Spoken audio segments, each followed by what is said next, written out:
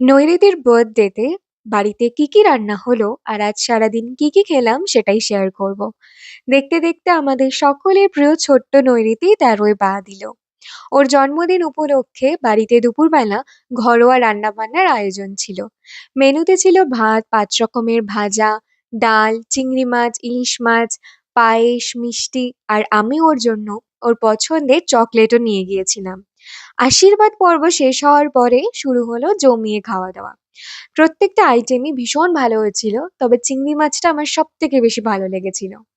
সন্ধেবেলায় নৈঋতির বাবা মা ওর জন্য একটা সারপ্রাইজ বার্থডে ইভিনিং অ্যারেঞ্জ করেছিল গড়িয়ার বহুদা স্কাই ক্যাফেতে।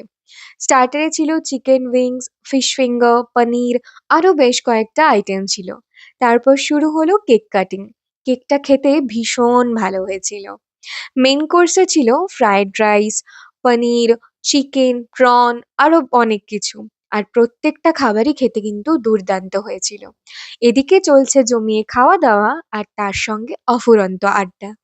ডেজার্টে ছিল দর্শন উইথ আইসক্রিম, ম্যাঙ্গো রাওয়া, আর একটা করে গোলাপ জামুনও ছিল। ব্যাস এইটুকুই, টাটা।